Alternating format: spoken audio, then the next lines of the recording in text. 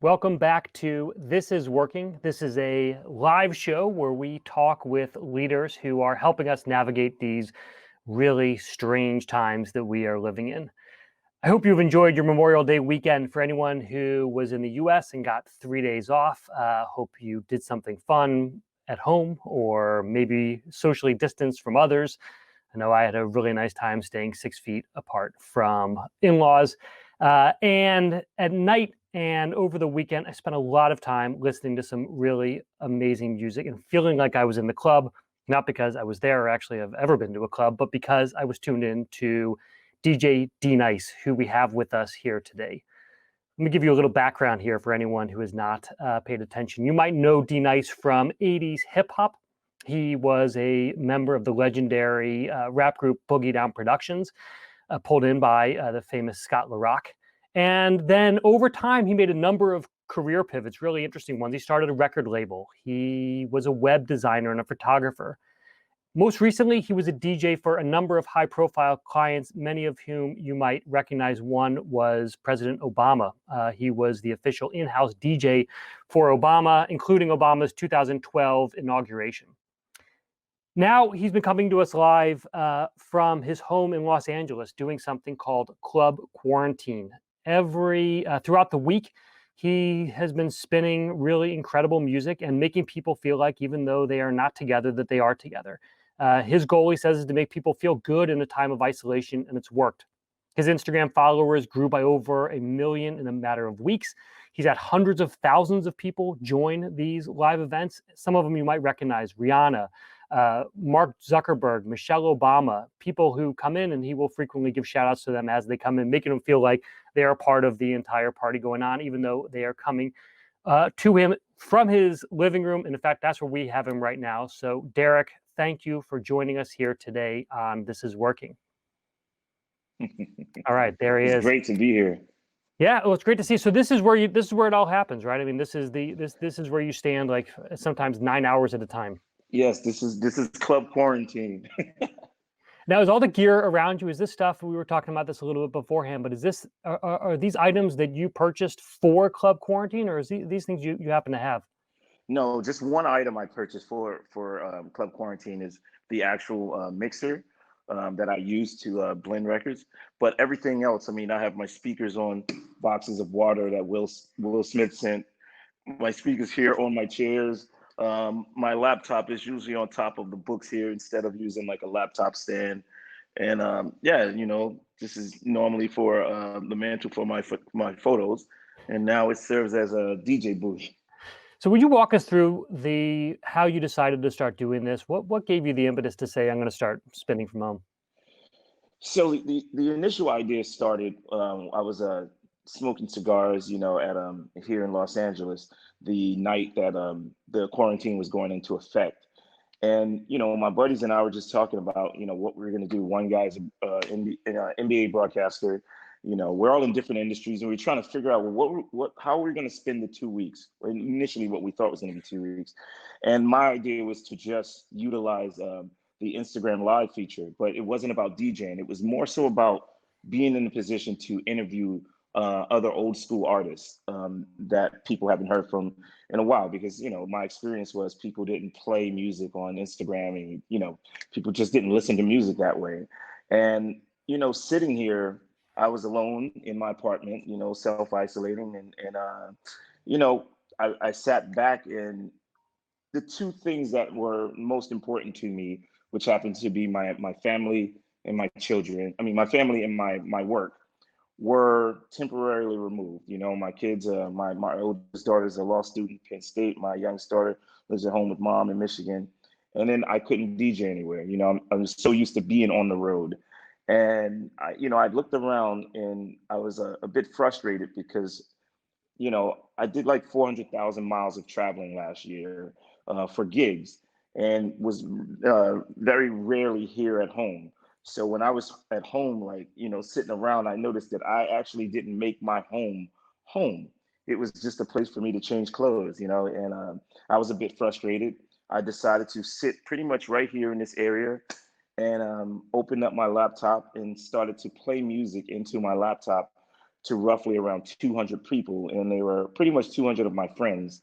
And I had never done a live feature before, so that was my first time going live on IG, and it was a pretty amazing experience. All I did was play songs and share stories. Hmm. So I would share old school stories. I would talk about, you know, my old BDP days, and then I would play a song from that day, and then I brought in another singer, I'll Be Sure, to split the screen and talk to him for a minute, and then I would play some of his songs. And after doing that for like 2 days, it just felt good. Like there was something magical about it.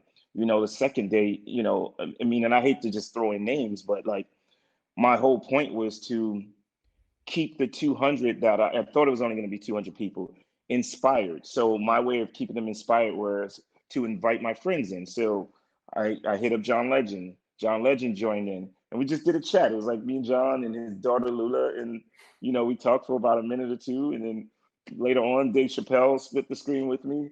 And Dave doesn't even have. He was using his wife's IG. He doesn't even use Instagram, and it just felt like we were still connected somehow. And by day three, it was roughly around 2,000 people in there. So I was excited with 2,000. And I called up a buddy of mine by the name of DJ Clark Kent. He was Biggie's DJ and one of his producers and Jay-Z's producer. And I called him up and I said to him, I was like, man, there's something about this that just feels really good. And his advice to me was, you should actually DJ now. You should actually play a set. And I ended up DJing, and I honestly felt like I was there with everyone. And we watched the numbers climb. That following day it was 10,000 people. Then by day four it was 20,000 people, and then J Lo popped in, and Drake popped in. Met Drake once or twice.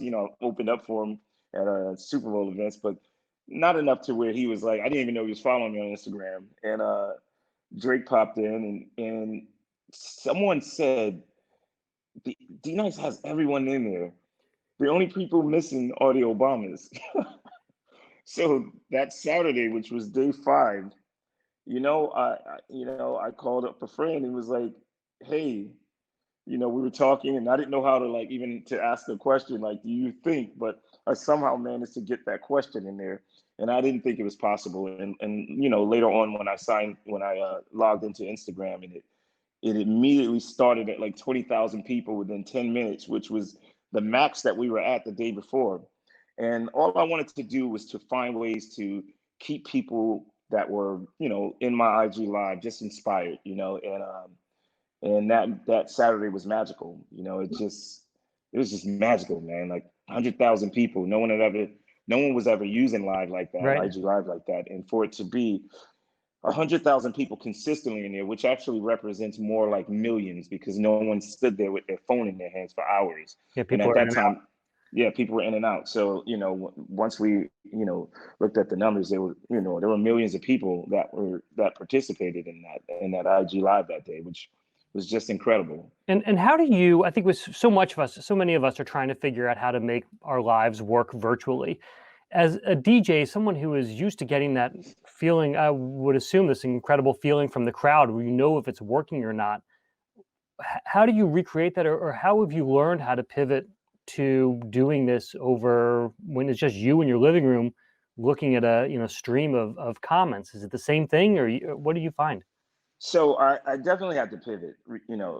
There's nothing like live music. When you are in front of people, you can feel the energy. You can tell by body language that someone is either into it or this is not the song for them, and you may switch it and go into a different direction.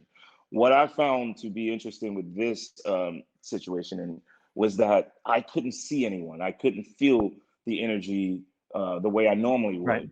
But then it hit me immediately that, what, this is actually the one thing that I always complained about, for just being a DJ, is that people would always play the same songs over and over, whatever the top 10 pop records are, whatever your old school songs are, Bell Biv DeVoe, Poison, or Madonna, Holiday. Like they're just typical records that people played because they wanted that reaction immediately.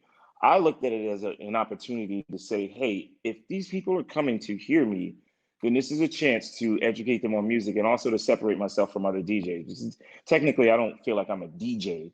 I curate music. I'm a music producer. I'm a photographer. I'm an artist. I'm a programmer. Like, I do all of these things. So DJing was like definitely not the title for me. I just enjoyed playing music, and that was my chance to just to do something different. And that's why my sets are typically feel good sets. Not to say that what other people are doing aren't feel good sets. Just for me, like it was important for me to give someone or to give the people that came to hear me play 100% of what I actually love playing.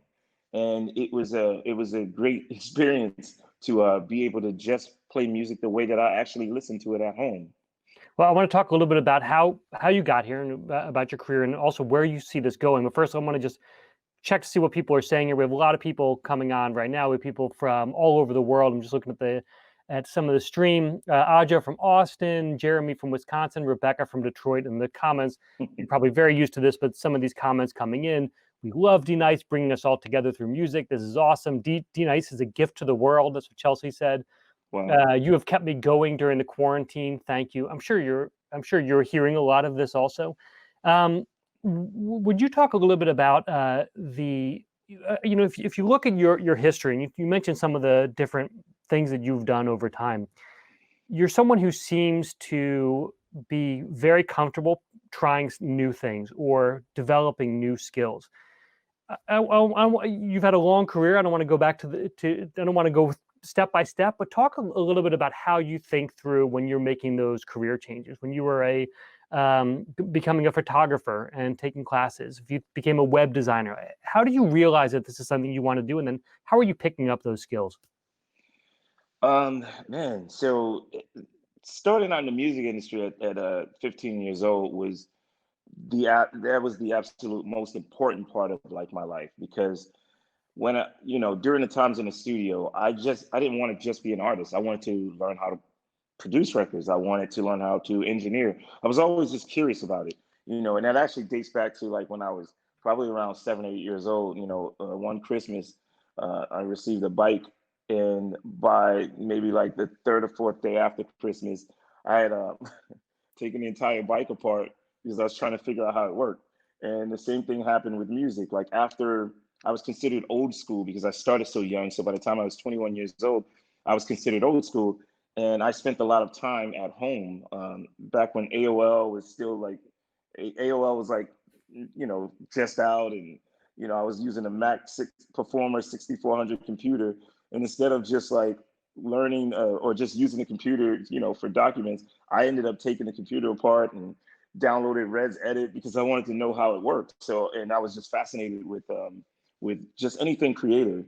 And I taught myself how to build bulletin boards, which were pretty popular back then. You're talking like early 90s. You know, by the time like 1997, 98, when the web was like really exploding, I saw an opportunity there to develop. Like one of my buddies was already a web developer. I already loved programming anyway, and and I lucked up, man. Like I really did. I lucked up. I had good credit, and at least the computer from Dell. I couldn't afford anything at that point. Like it was a rough time after music stopped. But at least a computer from Dell, and just I would download like just source files and I taught myself how to like read HTML4 and PHP. I was just into it, and then taught myself how to program using Flash, and I started building these considered e-cards back in the day. No one's using them now, but like Right. a lot of Flash Evites.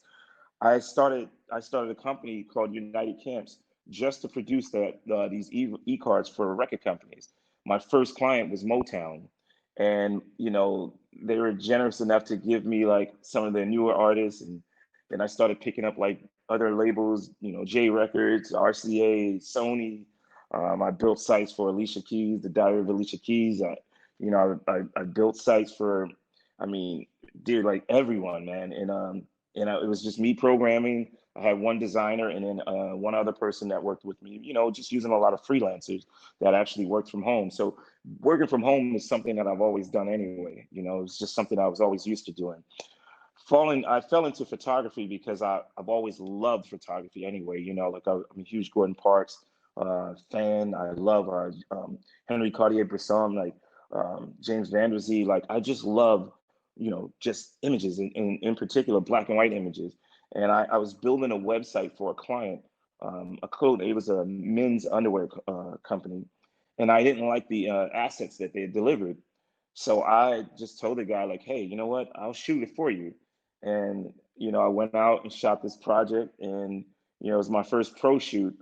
And I decided to go to school for photography while I was building websites. So I went to a place in New York City called the International Center of Photography and studied there for like a year, and just always kept the camera with me.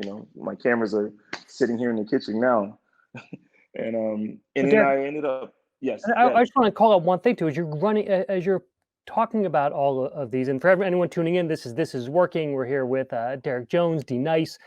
Uh, as you talk about this, it's not like you had anyone who was helping you out during this. no, You weren't in the industry ahead of time. You didn't have parents who were no, saying this is what you should do. You never no. went to college. These were things that you were finding on your own and figuring out your way through it. You must be very self motivated to decide that this is something that, even though you don't have the skills, you're going to pick up the skills. Someone says to you, we want you to shoot a men's underwear line. You're like, yep, of course I can do that. No problem. I'll figure this out. Is that what you're like? You just assume that you just know that you can do any of these things? I've always felt that I could do anything. I mean, what's life if you limit yourself to just one thing? Like, but I also respect the craft. So when I decided to shoot someone's project, yes, the first time that I shot it, it was, I didn't really know what I was doing, but I respect what people do in that field. So I ended up going to school for it. The same thing with like web development. Like I didn't, you know, um, even though I was self-taught, I would go and sit with other programmers and ask questions, and you know, and I've always respected the craft. And even in terms of like DJing, I started DJing one night after being at a party where Q-Tip and Mark Ronson were spinning. And prior to that, I was trying to throw parties with other people to do like after work mixers. But it wasn't until I heard the two of them DJ together where I was like, you know what?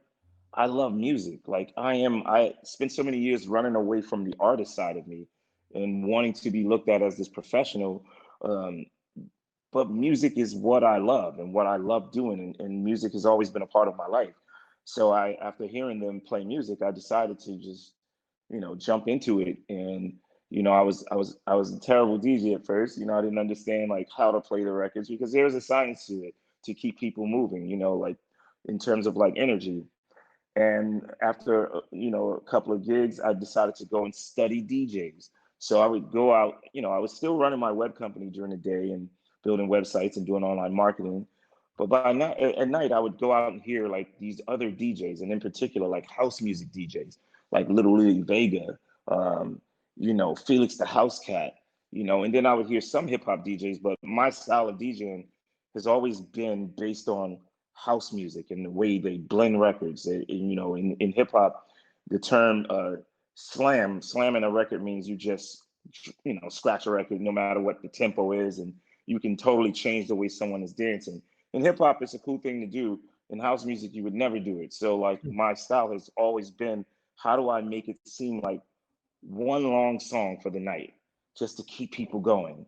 And I learned that, and like I said, I studied DJs, and my life has changed ever since then, man. Yeah. Well, it's really interesting when you watch your sets. It really feels like it's one long song. And do you think that how do you think about what comes next for you? Is what you're doing now still something that you'll do during the quarantine, and then we start going out and your old life comes back? Is this now part of who you are? How do you think about it?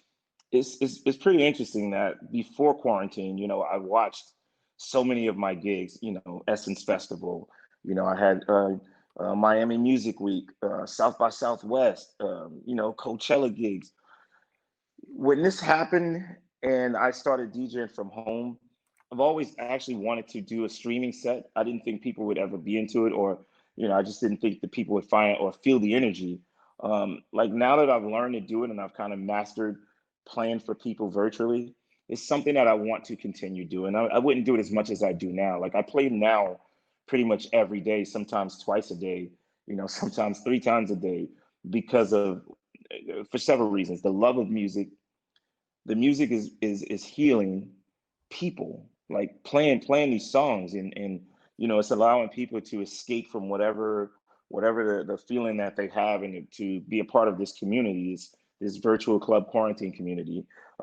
Once we are allowed to roam the world freely again, I figured I would do this probably like once a month, make it special. But I really do look forward to getting back, and like getting back into the world, and being in front of people again. Sure. Is it a business? Can you make this into a business? I mean, I can make anything into a business. All right. Speaking of that, we have some questions coming in. A bunch of people are asking questions about how to get started. So let's see. We got Lexi and Dave both have asked for advice on what kind of message do you have for people who say, "Look, this is something I want to get into. I want to crack the music, either crack the music business or become a DJ." Is the right path the one you took, which is you start small, you do it for 200 people, and you look, or is there another way to get into this arena? No, I think the right path is to start small. And, I didn't start, I mean, Club Quarantine started with 200 people, but technically when I returned as a DJ, not an artist, not my DDP days, no one really knew me as a DJ. So I was DJing in clubs in New York City for roughly 10 people every week. It was 10 people in there. No one knew. And it gradually grew. And so I would always tell people, one, just respect the industry that you're in, and the craft and the people that have done it before you, and don't be afraid to ask questions. And I use photography and music because that's what's closest to me. But some of my friends are huge photographers. I don't mind calling and asking questions about any particular camera or style of photography. I pretty much try to utilize the people and the things around me to start any business. So yeah, and this is a great time to start something. People have lost jobs, um, but I know people that are thriving because they also took this time to um, to do some of the things that they were always interested in doing, and it's been working. Quite a few of my friends, in the fashion world, and in music, some of my music producer friends, they were depressed, but they took the time to say, hey, you know what, I'm going to get back into songwriting. You use this time wisely, and sometimes it's easier said than done, but you just be surprised how much enjoyment you'll get from using the time wisely, and just building your own thing. And Derek, would you talk a little bit about this? You mentioned that some of your friends, you're feeling down. Maybe you've lost your job. Maybe your job is not the same. You've talked in the past about your own struggles with depression, about how to deal when you feel like there is no hope and you're not sure what the next path is. What has enabled you to keep pushing forward? What kind of advice do you give to other people who might say, I don't know what comes next for me, if anything comes next? Well, I just want to respectfully say that I've never really felt like I was fighting depression, just out of respect of the people that have actually been depressed and have gone through it. Me, I've just reached like certain like crossroads, and there is this fear of, one, of being like, just like, I don't do things because I try to be successful at it. I just do the things that make me happy. Hmm. Not to say that that's a life for everyone. It's just been my life. My life has been one of curiosity. I enjoy learning. I enjoy asking questions. I enjoy picking up a new skill set. And I enjoy sharing that with people. So during this time where it seemed like, one of the things that I was dealing with wasn't necessarily depression. It was more of like, I don't even want to call it midlife crisis anymore. I'll be turning 50 years old next week. I mean, next month. And I didn't want to be the 50-year-old guy in the club. Like, that just wasn't for me. I was like, no, I don't want to be that old. I don't want to play trap music in the club, even though I love the music. I just didn't Right. want to be that guy. And so that's what I was dealing with, personally, like dealing with, what my own expectations are, and wanting to, I saw myself differently. I saw myself as like this touring artist, but I couldn't figure out how to get there. And I figured out how to get there by using the things that were around me and promoting myself that way, and saying that I'm going to be different, and just staying focused on it. Even when, I put the time in, I put the work in. This thing, I went from roughly 198,000 Instagram followers to the very next day, I had 800,000 followers. 6 or 7 hours later, I crossed a million. I stayed DJing every day because I was inspired by it, and I wanted to give myself to people. I knew that what I was doing was uplifting spirits. And by the end of the following week, I was at 2 million followers, doing what I love. Like I didn't take anything from anyone. Like I literally gave myself, and because that's what I felt motivated to do. And I try to tell people all the time, man, do it may not work for everyone, but for me, it's like do what you love and do what you're passionate about. And when that passion and the purpose meets and the outcome is, it's such a beautiful feeling, to be able to do something that's inspiring the world just through music and through my own passion. I feel very fortunate to be in this position, especially after being in the music industry for so long. And you're talking, this is like my fourth decade, and going into my fourth decade soon, but like it's what I love, and Yeah. I've always had this life of doing what I love. Well, first of all, happy early birthday. I also want to just call out that you talk about doing things that you love. One of the interesting parts, you've mentioned this a number of times, there's so many people that you have listened to over the years or asked for advice, or they've said something to you that seems to have changed what you've decided to do or make you realize you're on the right path. So you talk about Scott LaRock in your early days, Chris Lighty, you mentioned Clark Kent telling you, hey, just start DJing.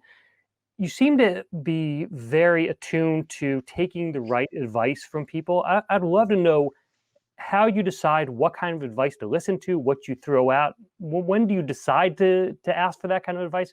You're turning 50. You're the one. A lot of times you get to this point in your life, you're the one giving the advice. How do you decide that you're going to listen to someone? The thing about it is I've always, second guessed myself, even in terms like, with Chris Lighty, for example. Chris Lighty was a manager for 50 Cent, Mariah Carey, and Diddy, but he was also like, the best man in my wedding. We've been friends since we were like, 15 years old. Um, and Chris was one of the first people to give me advice that, when I wanted to return to the scene as a music producer or a recording artist after being away for so long, Chris's advice to me was, hey man, like I know who you are. Like I know who you are to like the core of you, that you can do anything that you want to do. You don't have to do that. Maybe that's not for you anymore. Maybe you can do, something else that you're passionate about. And he challenged me. And because of that, I've always challenged myself. I've always felt like, what, maybe I should do something else. And there's nothing wrong with still being passionate about the past, but I should learn a new skill set. So cool. That was one thing that I learned with Chris. The thing about the advice that I get from other people, it's usually what I'm already feeling inside, but I'm second guessing myself. And I wanted to DJ online, but it was Clark Kent that kind of motivated me without realizing. When he said, hey, maybe you should get on and DJ, it's actually what I felt. But I just didn't, I didn't move forward with it. I was just kind of procrastinating a bit and just kind of like having a little bit of self-doubt because I wasn't sure if it was going to work. But the advice that I get from people usually happens because it's something that I'm already feeling, and it's easy to take advice from someone like that, especially being 50. I mean, like you said, man, even though I take advice well, I do give out a lot of advice to people because but my advice is always about passion and purpose. Not just about spending a life doing something. And it dates back to a conversation that I had with my uncle when I was starting. I started a record company, didn't have much money. I was a bit frustrated. And my uncle, he was in his 70s and, he's in his 90s now. He said to me, he shared a story about having an opportunity to play in the Negro League back in the day. Said he was a fantastic baseball player, but he decided to not play so he could just enlist in the military to provide for his family. And he said that not that he had regrets for the family, it was just about career choice that he had regrets that and he said to me, you never want to live your life having regrets, wondering what life could have been like had you done that. So I can honestly say, like I have a life of no regrets. I've done everything that I've always wanted to do, and I'm enjoying it. Yeah, well, you are certainly giving people a lot of hope and a lot of thinking that they can accomplish whatever it is they dream of doing. Also, I want to read some of the comments, and then I've got a couple more questions, and we'll let you go to whatever your next set is. Some of these comments coming in. Duran says, "Wow, I'm 17 years out from 50, and he's living like my age." Devin says, "D-Nice's story is proof that your career is a journey, not a destination." And then we have Christine, who said, "Club Quarantine has saved thousands of people through music on Instagram Live. Thanks, D-Nice." Super nice comments. I want to ask about this question, going back to what you're doing today. Have you had any concerns? This is coming from Sabrina and Brian, both asked this question. We've had a few people asking it on the stream. Are you concerned at all about any kind of legal issues with doing this live? Has anyone been pushing you? Are you? How do you think through what issues you might run into with doing these sets live, or has it not been a problem for you?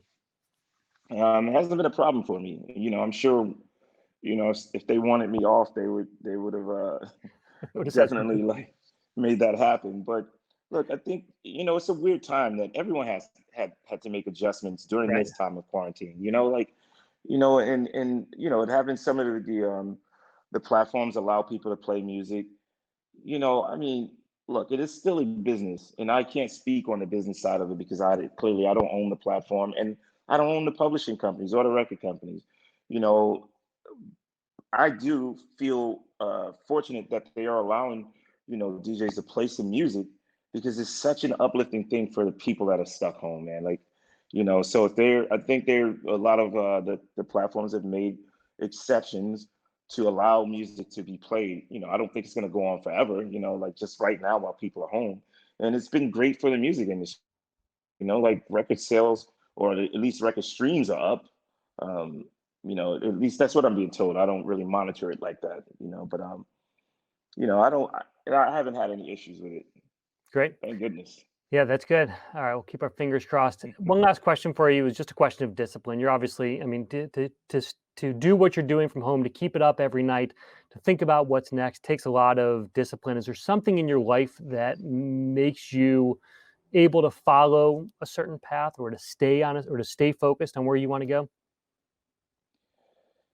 I just, like when this is all said and done, when I retire, I just want to know that when I look back on my life, that I did everything that I wanted to do, and that's actually my motivation. And usually the timing is right. Like I've received book deal offers in the past, and I entertained them, and I felt like my story wasn't there. Like, yes, I was recording artist. Yes, I sold millions of records, and I put out 2 solo albums. I found Kid Rock out of his deal. I was a web developer. I lost everything, had to start all over. I'm a DJ. I played the inaugural ball. Like all of those things were great, but I didn't feel like the story was there. And now I feel like the story is there because what happened?